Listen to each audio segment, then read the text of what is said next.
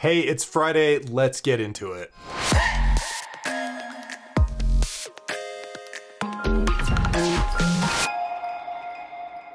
Hey guys, welcome back to another Form Check Friday. I'm Paul. Clint is sleeping peacefully next to me. I just woke him up. Thank you all for being here. As always, we've got a good handful. Most of you guys posted one link this week, so thank you very much. We're going to try and get it done in under an hour. Updates, I don't have a lot this week. I've got my new GTS shirt to match my GTS hat from my buddy Jason, who runs Game Time Strength in Los Angeles. This is my favorite hat. Obviously, you guys, I wear it every week. This shirt, I went down there in LA and visited him, met his new kid, and he gave me some new swag. So it's a little tight. It's a little. We had a discussion about this on Reddit about how we kind of, a lot of us fall in between a large and XL. So XL is always too big. Large is a little, she's tight, or I'm just huge. My program's working really well. Whatever. So on my front, I've got my main focus for the last week since I've been back has been the print version of Radically Simple Muscle. You guys asked for it. I really wanted to avoid a print book because the formatting is so annoying. You have to just go back and forth and get proofs and whatever, but I'm doing it. It's almost done. It will include the updated version of Radically Simple Essentials, which is what I've been running for a while now. And it's going well. I really like it. I'm down. My workouts are like 30 minutes. So that's in the book. I wanted to just add something in there to, and if you guys already bought it, don't worry, you'll have access to download the updated version. Absolutely. So you're not going to have to buy it again. But if you do want the print version, I can't say exactly when it'll be out with Amazon sending proofs and stuff, but hopefully soon. So that's enough for me. Let's get into your form checks. That's why we're all here. And we'll go through it. I have not seen any of these, as you guys know, so we're doing it on the fly. Okay, a lot of guys coming back. Just working on stuff that we gave them homework for last week. So Nick, and I apologize just by the way if I ever confuse your screen names with your real names. I'm trying to keep up. If you could put your name in the Nick did, it says Nick Squat. So but that would help because some of the screen names are weird. All right. My homework on the squat was to work on upper back extension and to rock back more to my heels at the bottom so that I can get a little more depth. You indicated that my hip drive was lacking because my upper back was rounding out of the hole. Thanks for looking at this. Okay, let's take a look and see what we got from Nick here. All right. So, we have no volume. Good. Okay. Let's move me over here so we can watch.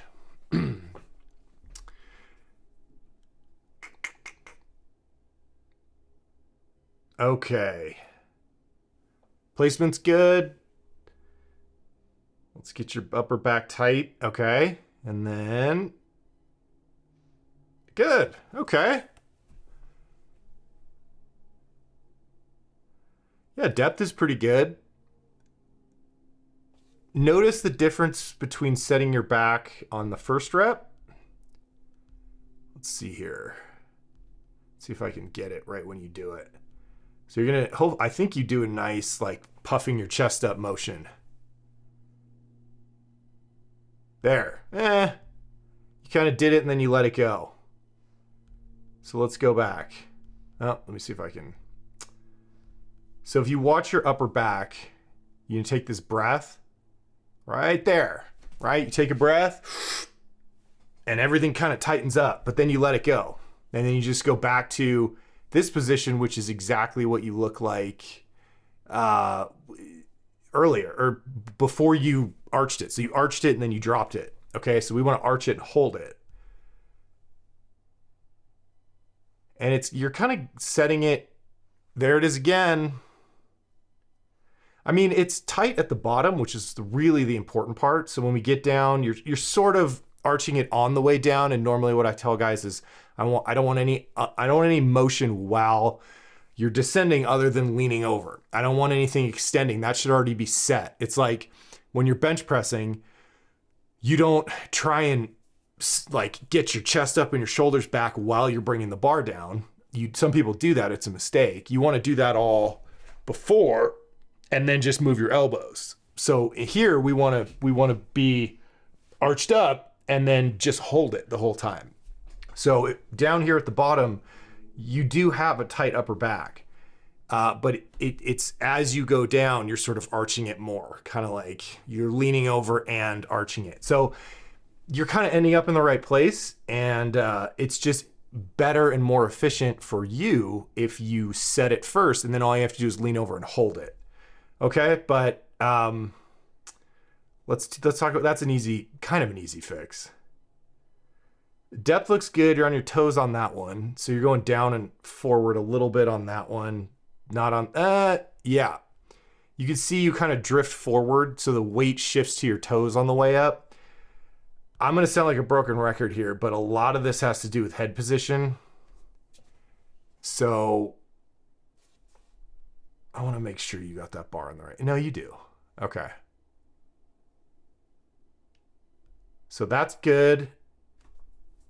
You could be a little tighter, but I'm nitpicking. Like you're okay.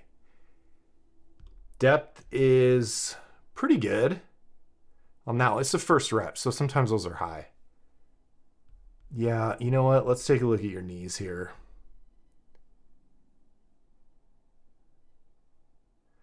Okay.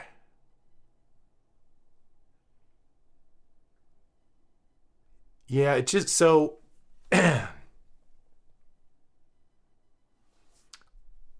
I need to like get a better, like overall, these are good. These are good. You have a minor fix, which is a very slight lifting of the chest to a little too early. So you're doing a good job driving your hips up out of the bottom, but then your chest is lifting. It's kind of following your chin. Yeah, so you notice right there, okay, that was a good example. You're gonna drive your butt up, but you're gonna start changing your back angle more horizontally, right? So out of the bottom, we're gonna see a little change, but then the hips and shoulders need to move up together in a perfect line. And so you're getting to a point where you hit the sticking point, so you get the bounce, you're doing a good job leading with your hips. You're getting the bounce, and then after the bounce, when the rest of the movement is supposed to be that middle part where it's supposed to be perfect hips and shoulders, like moving up together, you're continuing to drive your butt, but your back angle is becoming more horizontal, right? And so you're driving your butt up and then dropping your chest a little bit and then lifting your chest to finish it. So you can see if we watch your hips here. So depth is great on that one. Your weight, again, I want you to, it's really hard to tell here, but your weight is you could have a little more pressure on your heels here. So when you think about getting towards the bottom of the rep, like after the halfway point, you're thinking about sitting back. And if your weight is at all forward, it's going to pull you more forward. So you want to think about reaching back with the hips into the bottom and then maybe shifting the weight back to your heels just a little bit. And that'll set you up to come out of the bottom straight up and not forward. But if we watch your butt, you're going to drive your butt up. That's good. So now we're good. But notice your back angle here and then watch it change. See, of course, I picked the rep where you did it better. Let me see. This is going to be the same one. Let's see.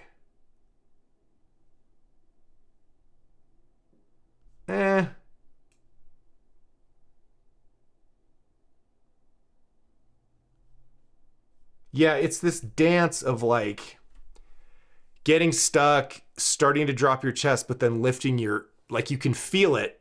You can feel your weight shifting. You can feel your chest dropping a little bit. So you start lifting your chin and then opening up your hips a little early. So very, very minor like deviations here. Like I said, overall, good squat. The fix is going to be pretty damn simple, which is I just want you to look closer to your feet. So if you move your eye gaze like here, so you're looking like closer to your toes. So maybe like 6 inches in front of your toes, but straight down with your eyes, right? Like you're just looking straight down at the ground. And just keep your eyes somewhere between a foot and 6 inches in front of your toes and just stare at that spot the whole time. That'll keep your head down. It'll help you with balance, and it'll prevent you from lifting your chest. Like if you take your eyes off that spot to lift your chin up, right, then your chest is going to follow. If you keep your eyes on that spot the whole time and just keep focusing on driving the hips up and not allowing the chest to drop at all, right? It's just that you don't lift it, but you don't drop it. And then eventually you'll get high enough where your legs are done with their part of the job, and now it's a matter of actually lifting your chest to finish the rep. But I think if you just fix your eye gaze so that you're not kind of like looking down, but also with your chin pointed forward, it's gonna allow you to push. Yeah, you can see your heels lift up just a little bit there. And that's all tied to getting out of your hips a little too early.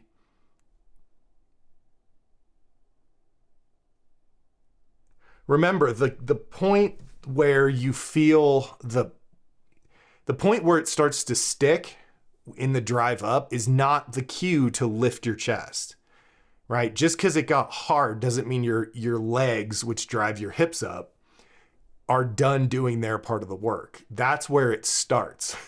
So it's not like bounce and drive your butt up until it feels hard and then you're done and just open up your hips and stand up. You will stick in the middle.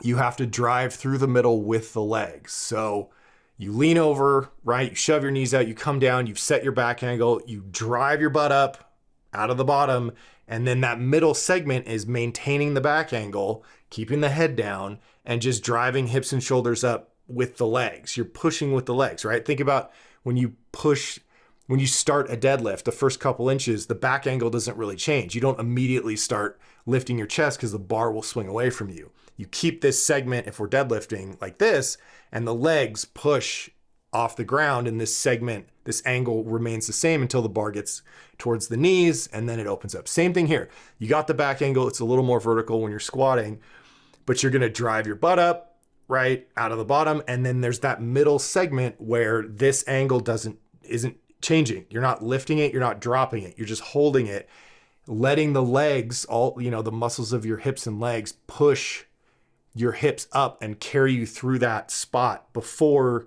you start to lift your chest. So hang on to the back angle a little longer, drive through the middle a little longer.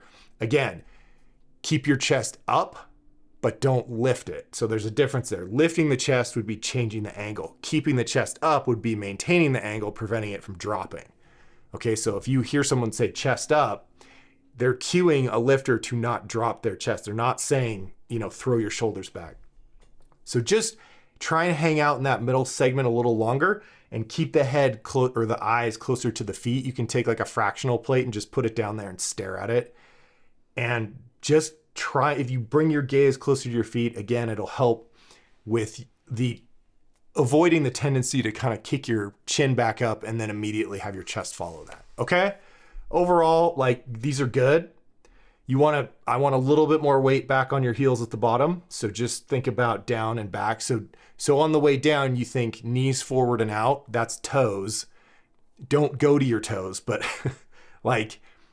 toes on the first half of the descent, heels on the second half of the descent. The goal is middle, like midfoot, but sometimes it helps with clients to think the first part of the way down is toes, things are going forward, and then the second part is heels. You're going to sit back, and that sort of evens it out. Ideally, you just have your weight right over the middle of the foot the whole time, but again, thinking toes, heels on the way down only sometimes cleans that up a little bit in people's heads. So other than that, I think these look good. Keep that chin tucked, and let's keep going, man. Thank you for posting, and we will carry on. Let's see who's next. Let me make sure I got all that stuff from Nick. Hip drives much better. These are much better. So minor tweaks this week, buddy. Okay. Thank you, Nick. We'll move on, and we're going to go to my man, DrKudos. I almost didn't post this week because I'm not seeing any hip drive in my video, but maybe it's too subtle for me to see. We'll see. We're also working on my back arch, so I thought you could give me some feedback on that and maybe some drills or cues to help me generate more hip drive. Oof, this is gonna be. It's hard to drill hip drive remotely. It's very easy to fix in person. I could fix this in 5 seconds if you live near me. Okay, let's take a look here. So there's my upper back arch. Okay. Okay, these are better. Good depth, no hip drive. So when you hit depth, you miss the hip drive. Oh man, okay. Let's get that arch again. Yeah, and hold it. Okay, you got a little hip drive on that one, but after the fact. So you'll notice you come up without hip drive, and then you decide that maybe hip drive would help, and then you start driving him up a little bit. Your elbows are still down in a good position, so we fixed a lot of that. This is a matter of exaggerating, okay? And I don't know you very well, other than I've looked at your butt a lot, but personality-wise, I'm guessing, but I'm thinking that you're a pretty mellow, kind of even guy. I don't know. I could be wrong. But I need some extremes. I need some enthusiasm. I need some exaggeration. Like, if you're just like, meh, just kind of in the middle, nothing's too bad, nothing's too good, that's fine. But in this case, it's time for you to get fired up here. So you're going to have to overdo it. Okay, you're going to have, like I've said this to you before, you're going to have to make it feel wrong. You're going to have to make it feel like way too much hip drive, way too much, even the arch, right? You're arching your back a little. It's better, but what I want is for you to like really arch it. Like arch it too much, okay? And let's see what that looks like, because even the upper back tightness could be a little bit better here. And it's not that you don't know how to do it. It's that I need you to push it a little more. So the hip drive is, in terms of cues to fix it for you, you can have someone, if you got someone there, you might be in an office. That one was forward a little bit, but I think you fixed it on the rest of them. Okay, so you see what I'm talking about? You did it there too, which is no hip drive followed by, oh, maybe I should use hip drive. So if you watch out of the bottom, you come up evenly, and then there's that little pop, right? So that pop should start sooner. And you notice how much faster it starts moving when you do that?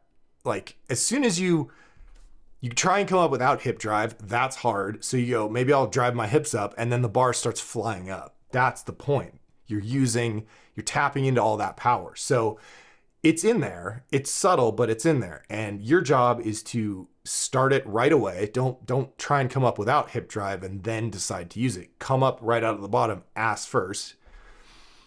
And then just exaggerate it. Like, just give me all the hip. Like, I said this last week, okay? Do a rep where you push your ass up so hard out of the bottom that you think you're going to dump the bar over your head. Like, your ass is going to fly up, your chest is going to drop, and the weights are going to fly onto the pins. Okay? Like, commit to that. Because A, you're not going to do that. And B, the amount of hip drive that you do in that situation will probably be correct. All right? And you'll be like, that felt like ridiculous, like way too much. And I will tell you, we'll look at the tape and we'll go, actually, look, you can see it there. Like, you did it right. Okay? So, if you have like a coworker, wife, girlfriend, whatever, you can have them stand behind you. There's that drill where you go down to the bottom of the squat without the bar, and you have them place their hands and block your hips. You can find this, like you'll see this on the Starting Strength How to Squat thing, where someone will place their hands on your low back, pushing straight down. Make sure they're not pushing forward. They're pushing straight down. And they block your hips with some resistance, right? And you have to get up if you lift your chest, it's not going to work, right? If you drive up into their hands, leading with your hips, then you've got all the power. Okay. So you may want to have them do that. Just have someone hold you and push your ass up into their hands. Like, have them resist you until you feel what it feels like to lead out of the bottom butt first.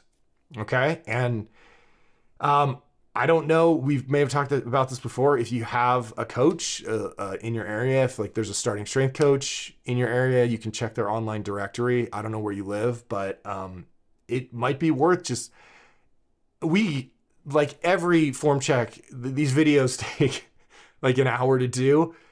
So many of the things could be corrected in 30 seconds in person. So, you know, we're doing the best we can going back and forth every week, but you might, if you can find someone that's within like an hour or 2 hour drive, might be worth one session just to clean this stuff up. Because once you feel it, right? Once you feel from a coach, like cueing you, moving your body, pushing your, like really arching your back, that's how you sort of internalize that sensation. And doing this remotely, it's like you have to guess and then post it, and then I go no.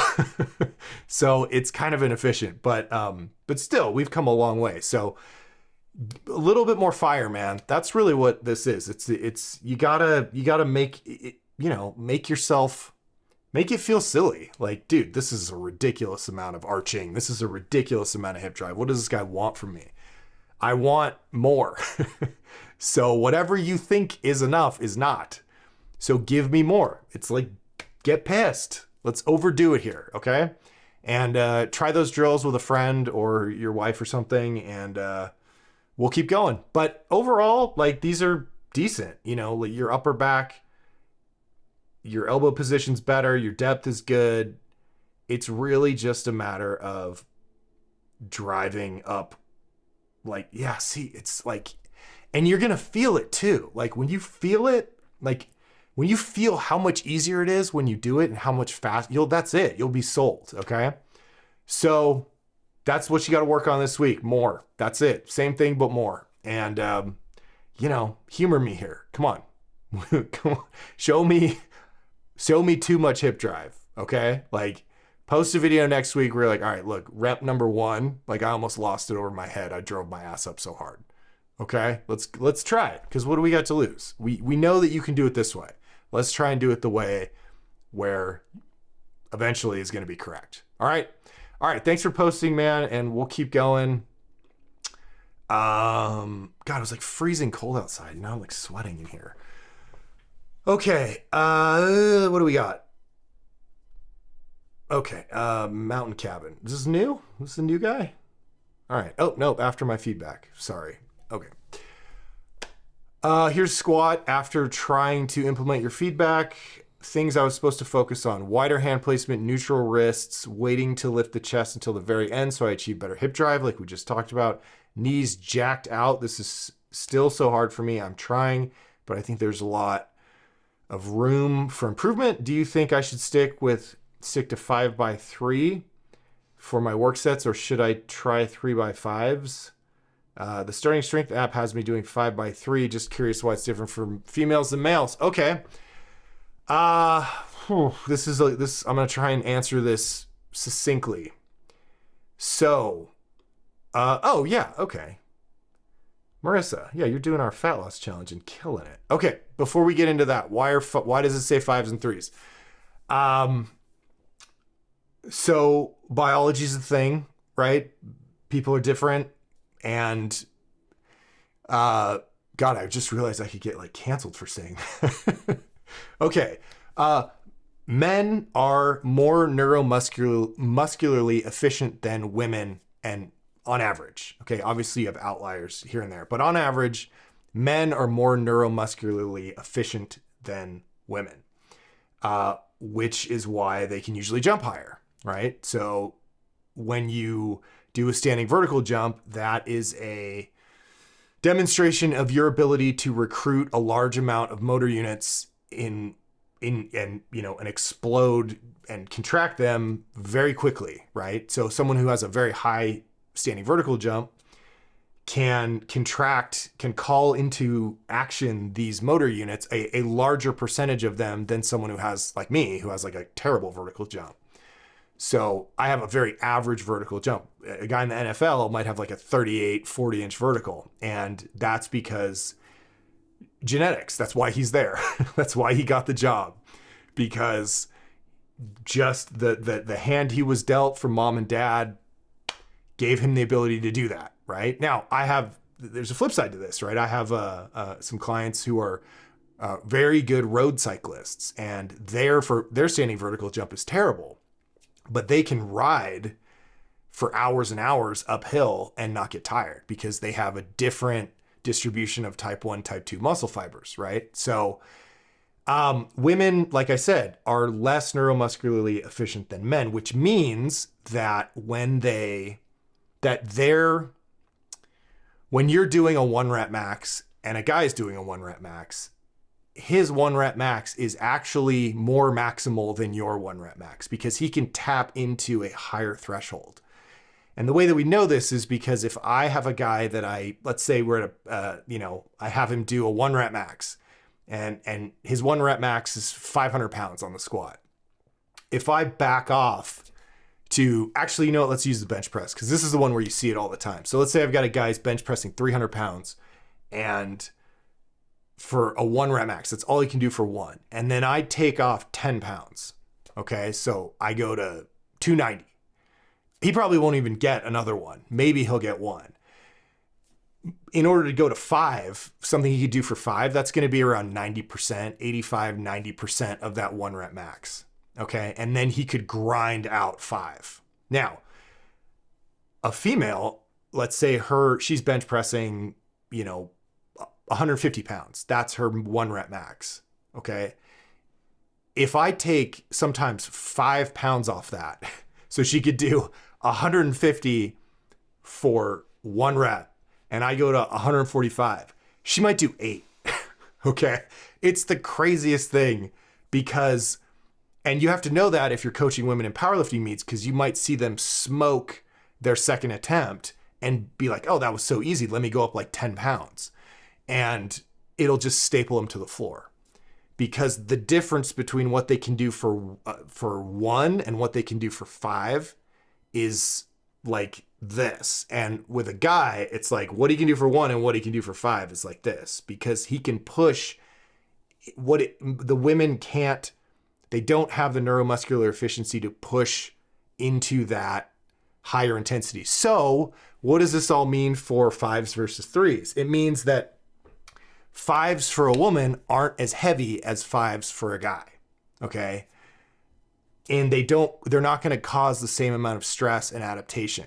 So what we'd like to do we find that women often respond better if you move to 3s because they're heavier. And you have them, instead of doing 3 sets of 5, you have them do 5 sets of 3 because the intensity for the guy's set of 5 and a woman's set of 3, that's more even. Okay. And so we're driving, there's a reason we use 5s for guys. All of those reasons are the reasons that we want to use 3s for women because they're heavy enough to drive progress and cause the adaptations that we want. 5s tend to stop working earlier with women because they're not hard enough. They're not heavy enough to cause the adaptations we're going for with strength training. Okay. Sort of stumbled through that. There's a lot of, if you want to read about it on, I'm sure Ripito has podcasts on it or YouTube clips. I'm sure it's in Starting Strength too, I know it's in Starting Strength where he talks about these differences, but it's always, I remember the first time I'd heard about it and then I had a female in my gym and she was just barely made a set of 3 and I took like 10 pounds off hoping she'd do another 3 or another 5. She did like 15 reps. I was like, what's going on here? So that's my explanation of it. Hopefully that's satisfactory. Okay, let's look at your form and see what's going on here.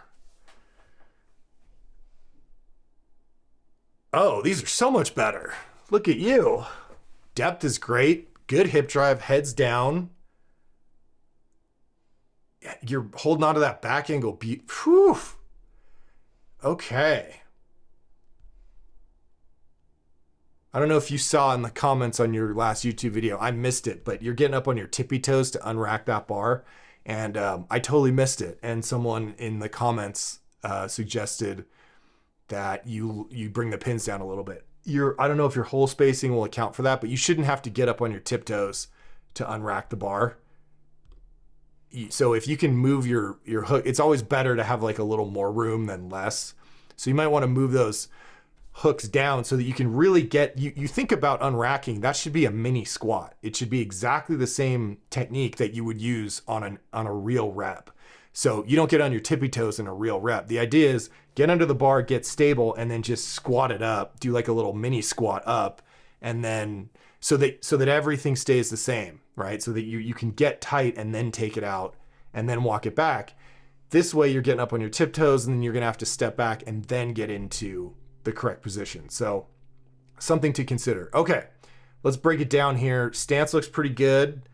Upper back grip is good. Heads down. Depth is beautiful. I mean, that's good hip drive. I mean, you're not moving your chin.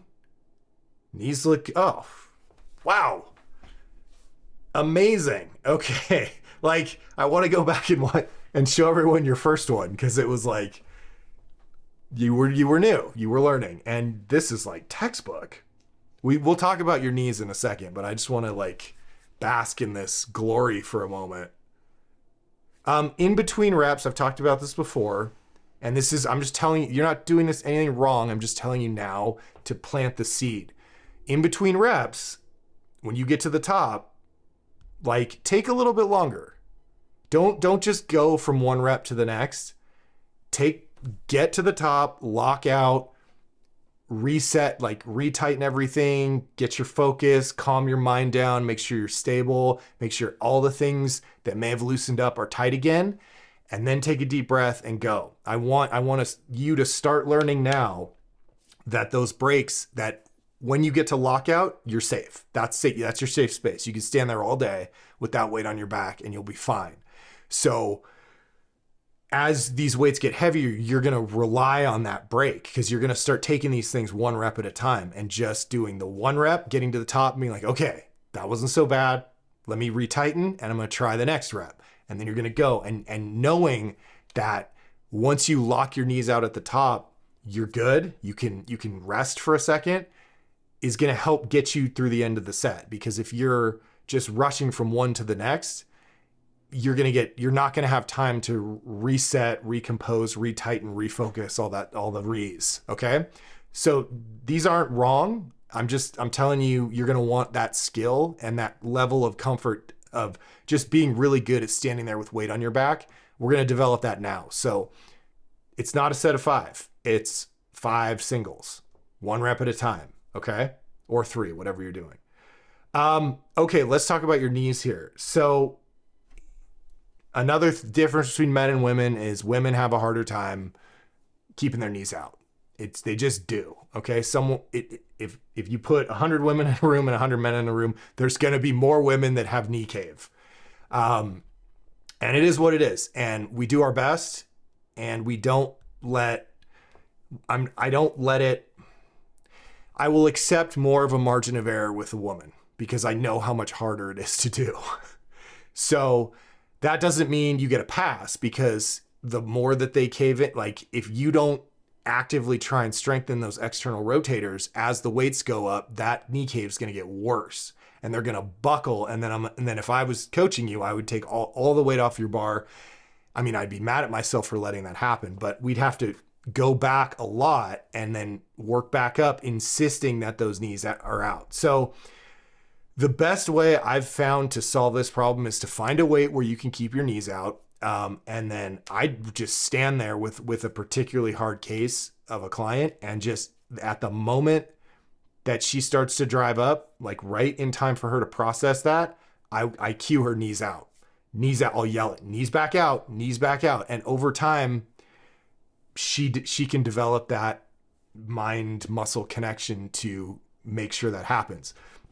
In your case, since I'm not there, you could have whoever's filming you do it, or you can look again, since you're looking down now, pay attention to your knees out of your peripheral vision. And I may have mentioned this before, but if you're looking straight down, you can see them cave in, right?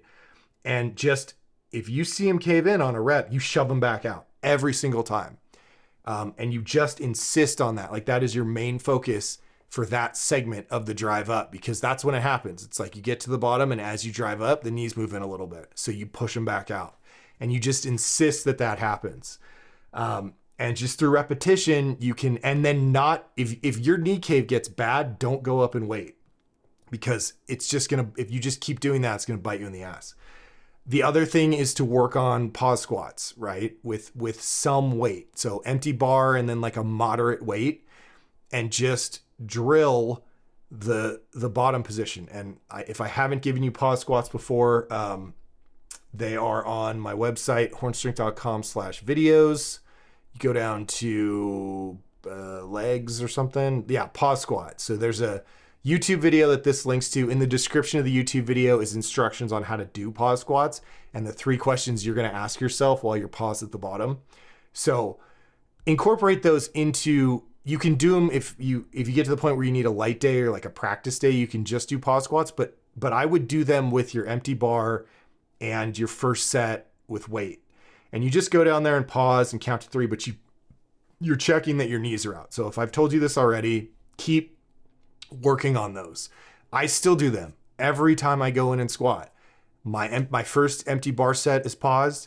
My first set with 135 is paused, just to remind myself of what the tight bottom position feels like.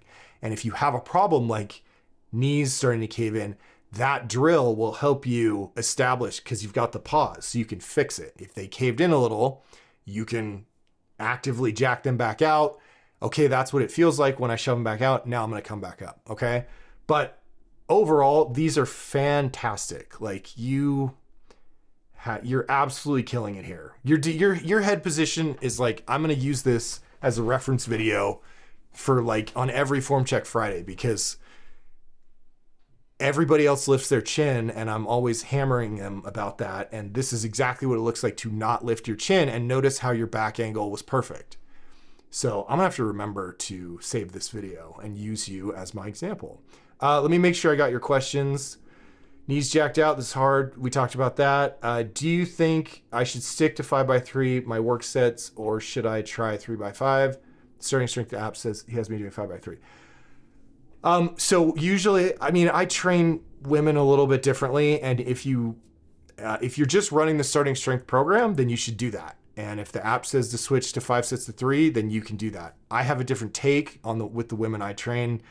I mean, I approach it a little bit differently. I will run, but you can run 3 sets of 5 until 3 sets of 5 stop working. And then you can switch to sets of 3. But 5 sets of 3 takes a long time, especially if you're doing, if you're taking 5-minute rest breaks between each one. So typically when I was coaching the Starting Strength method with women, we would do 3 sets of 5. And then when the first, usually they would start missing on the last set of 5, they miss like the last rep of the last set.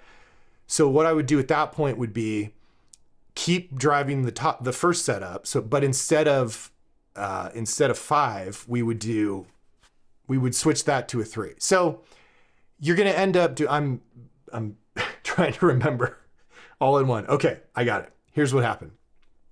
You do 3 sets of 5, and eventually you're going to start missing on the last rep of the last set. Usually when that happens, you switch to back off set. So it's 1 set of 5 and then 2 sets of 5 at 90%, right? And then you just keep going, because you can get 5 on the top set, but you're missing on the last ones, or the second or third set. So make those 10% lighter, and then keep driving up because you're fresh for that top set. So as long as you get 5 on the top set, and then when the first set, you're starting to miss, maybe get 4, immediately switch to a triple, right? So now we're doing 1 set of 3, and then the back off sets are 90%.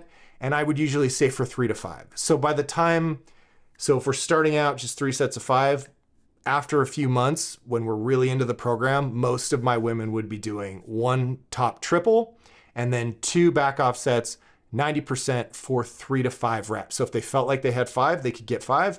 But if they only had 3, then they only had 3. And then you just keep running that out. As long as they hit the triple and are within 3 to 5, you just keep going up. Everything keeps going up, and you just run that till it stops working.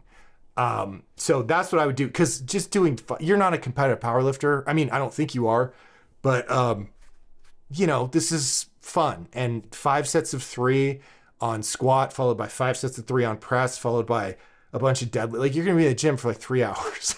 So I had to get my clients in and out of the gym in like an hour max. So we would do all kinds of different things.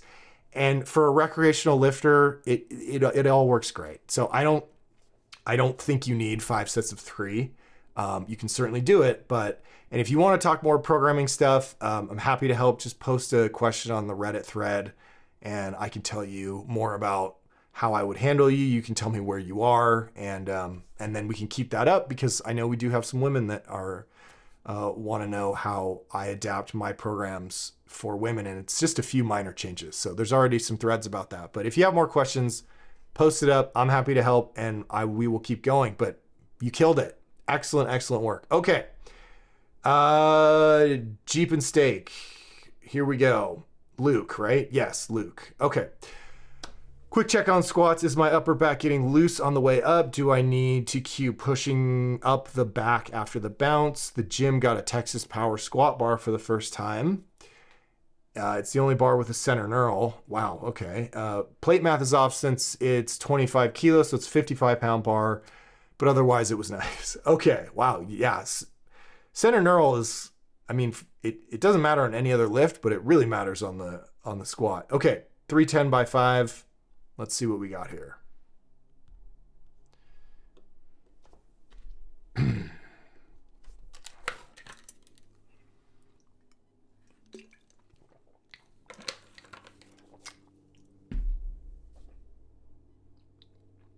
All right.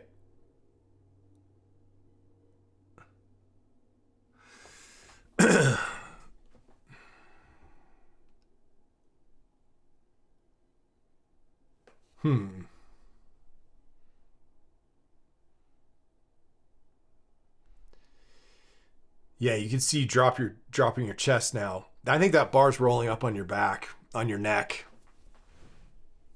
I can't tell because the plates are blocking it, but your movement pattern would indicate, like, you can see your ass go back and then you drop your chest. That usually means the bar's moving on your neck. It also looks like you're not. Yeah, so if we go, let's take a look at your bottom position. Yeah, I don't think that your knees are far forward enough, right? Your knees here, and I'm getting blocked, and maybe I'll look at the other video, but I think all your weight is too far back here.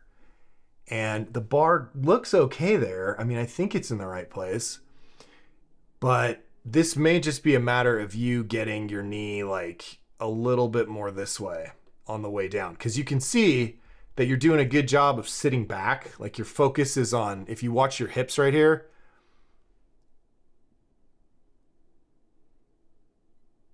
yeah, like, let me slow one of these down for you so we can all watch together. Why isn't it working? Oh, here we go. It is working. Okay. So if we watch you get ready for your next rep, see your butt go back and your knees go forward like a little bit. I can slow it down even more. So if we come back here, oh, we'll see if I can get it. All right, so watch your hips here as you start to go down and relative to your knees. And I think you're going to see your butt go back, right? And the knees go forward a little, but not. And now look at the change in your, okay, so the problem is everything's too far back, okay? I know I mentioned scissor lifts last week that that may have been you. I don't know, but I don't want to reiterate myself or repeat myself, but knees and hips, right? Knees go let me make sure that wasn't you. I mean, Upper back. Okay. If it was you, I'm sorry. I'm going to say it again. I have a video on YouTube called Let's Get to the Bottom of Your Squat. Talks about the position, the role of the knees and hips in the squat, right? Yes, the knees go back. Or sorry, excuse me. Yes, the hips go back when you, right? If this is your knee and this is your hip and you're standing straight up, when you squat, your butt goes back. Everybody knows, sit back, shove your ass back, right? Unlock, but they don't think about the knee, and the knee has to counterbalance. So it's not hips go back and then you just sit into the bottom because the whole system is going to be back too far. It's this, okay? It's not hips back and leave your knees here, and it's not knees forward, right? It's hips and knees. Everything goes out together evenly, and then you can move up in a straight line. So I suspect that you need more knee travel forward. And in other words, you need to set them forward more. So and again, I gotta remember, I probably shared this video with you. That one's a little better.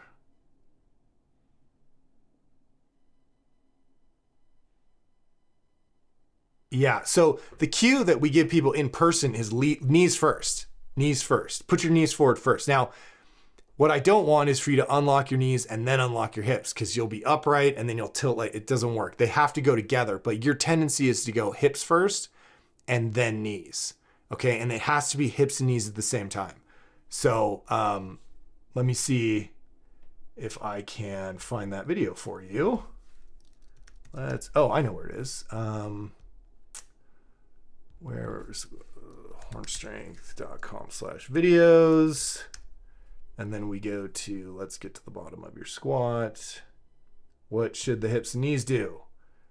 So this video, that's me. I'm sorry if I played this last week, but I deep dive into the role of the hips and knees. And I talk about scissor lifts in here, right? Which is, these little things. And that's a scissor lift, right? And so this represents kind of what your hips and knees are supposed to be doing. So that's the video. Watch it. There's a little drill in here for using the tubo or like a piece of PVC pipe to get your knee forward and then sit back. Okay. So that should help a lot if you haven't seen it already. But I can already tell just from the fact that I paused it right here that, your shins are like vertical and everything's back here. And so in order to keep that bar over the middle of the foot, you've got to drop your chest and like lean over. And then so you're driving your butt up and your back angle is becoming more horizontal. And then you're going to do basically a good morning to get it up. I'm going to look at the other squat because I think you said you have a different back angle or a different video angle here. That's not a different angle. Oh, here's a back up. My elbows. Okay. It's just a back offset. All right. Well, let's see if you do it on a back offset.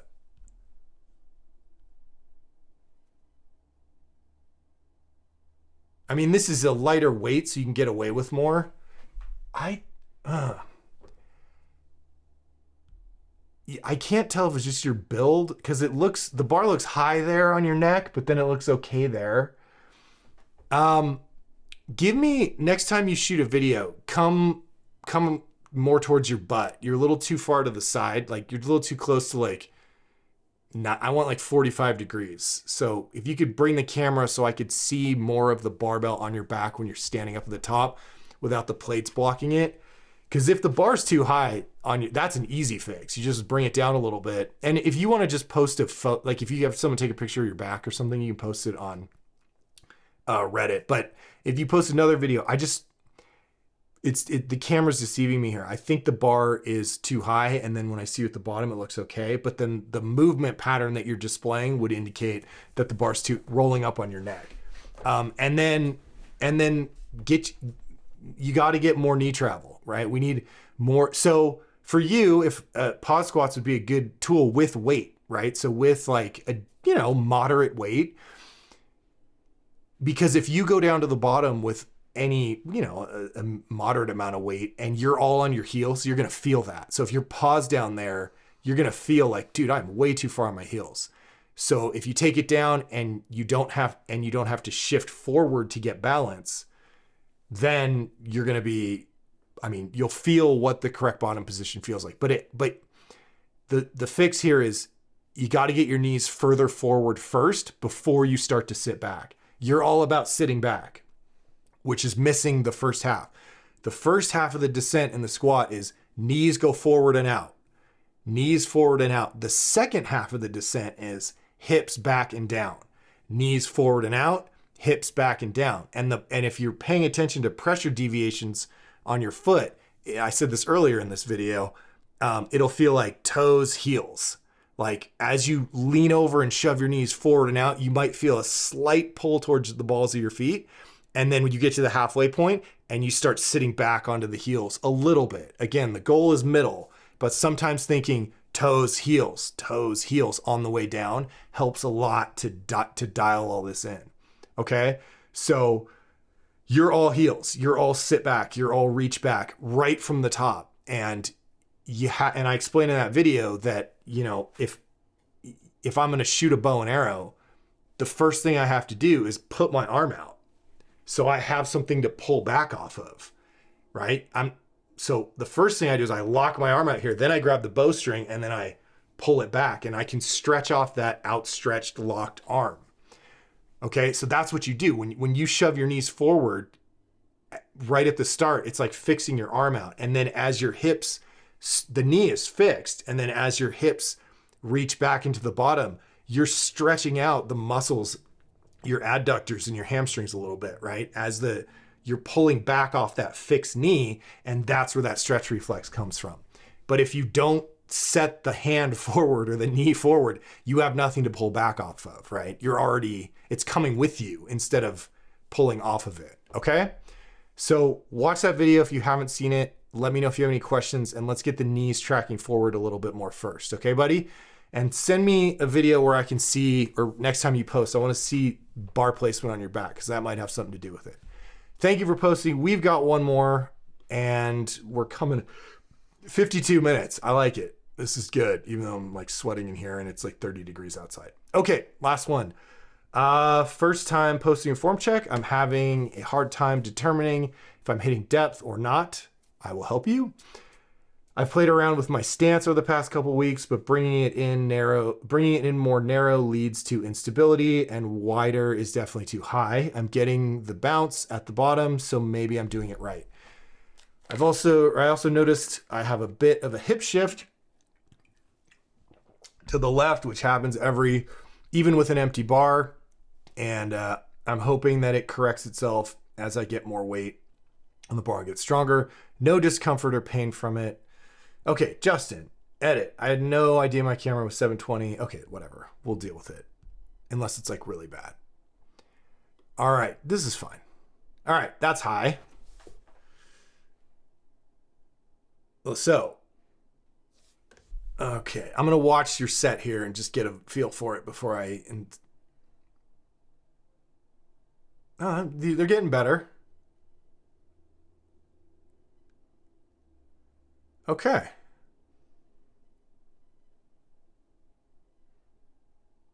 Nice, man. These are nice. Overall, like you got the bar in the right place. Your grip's fine. You got the thumbs around grip, which is what I use. Stance looks great. But we'll talk about height. And so that's high, right? Because here's what helps to think about, and I know you can't imagine this in the moment, but if I put a marble on your thigh here, right? I just dropped a little marble. I want it to roll towards your knee. Sorry, I always mess up. I put the marble here. I want it to roll back towards your hip, okay? I don't want it to roll towards your knee. And you can see from the angle of your thigh here that it's gonna roll away from you to the knee, not back towards the hip, okay? And that's sort of an easy way to, if you got a guy with like huge quads, maybe it's a little different. Really, we're looking at the top of the kneecap and the hip crease, okay? But you can see that this one's a little high. Now they get better. And so but bar on the back is great.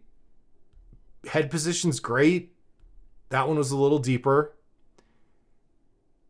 And then I think, let's see if I can pause it on. We're getting closer here. Yeah. And let's see the last one.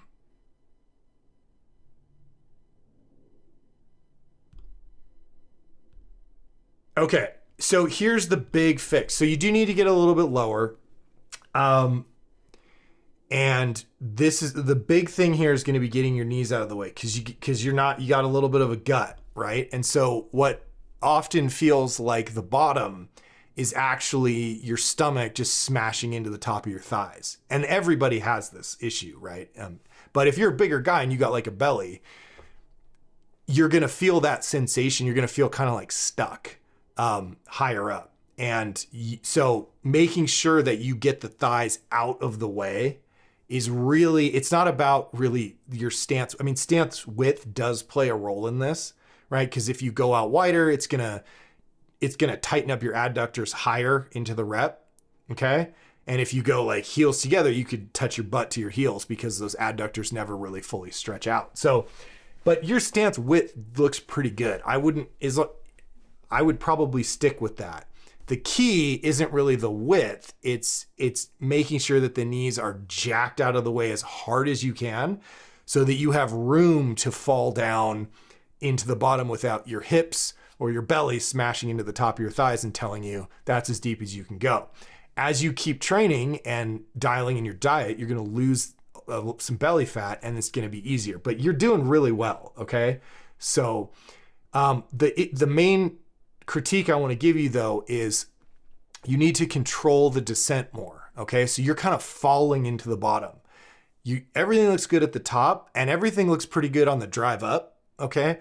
But the descent is like, it's too fast. So I want a controlled descent.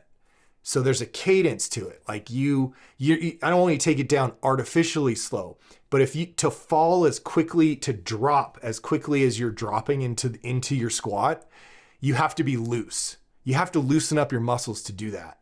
And once they're loose, they're not getting tight again. Okay.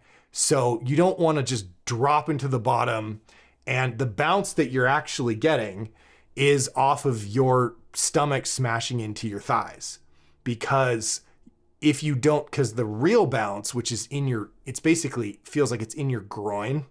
Okay. That bounce comes from hitting depth. It comes from fully stretching out the adductor muscles. And the only way that they get fully stretched out is if you get about an inch below parallel. So the fact that you're not getting an inch below parallel means that that's not a real bounce. It's a different kind of bounce, okay? So you're dropping and then you're bouncing, like your stomach's hitting your thighs and you're just kind of bouncing up off of that, which is okay. If you're just starting out, that's what we're learning, right? But you're doing a good job getting your form is very good here. And I'd probably, if I was standing right next to you, I'd probably give you that one. And you're doing a great job getting your thighs out of the way. I just want you to slow down the descent a little bit. It's just a little too fast.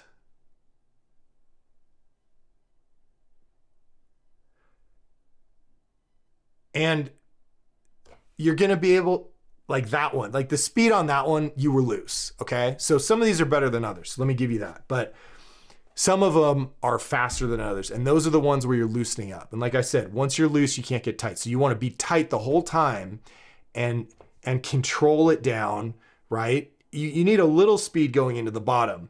But if you're just dropping, you're going to lose your balance. And as you try and retighten out of the bottom, your weight's going to go forward and it's going to mess up the whole movement. So you want to control the descent, right? Slow and controlled on the way down. And then as you go into the bottom, like where that bounce is, you could speed up a little bit because you want a little speed going into the final few inches of the squat so that you can stretch out those adductor muscles, you know, catch that rebound and then pop up. So slow and controlled on the way down and then fast on the way up, like explode on the way up, like you're doing, leading with your hips. Okay. So you can think about it like from the top, you're like slow, slow, slow, slow. And then right when you get a few inches above the bottom, you're like, okay, drop and bounce. Okay. Don't fully loosen up, but you can speed it up so you get more of a stretch and then you can tap into that pop on the way up.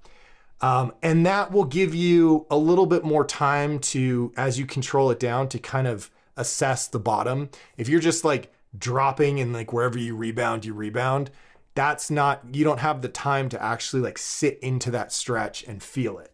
Okay. So you're only missing like an inch or two. You're real close. So I think if you slow it down and then really focus on going deeper than you want to. Okay. So it's because what you think is correct depth right now is a little high. So what correct depth is going to feel like is it's going to feel too deep, but that's right. Okay. So make it feel wrong for a few sessions. So make it feel too deep. Okay. And one of the exercises that I think will help you a lot with this is, bounced pause squats. So if you go to my YouTube or my website, hornstrength.com/videos, and you go down to legs, the bounced pause squat. Okay. And if you click on it, it'll take you to YouTube. There's instructions in the, down here in the description for exactly what to do.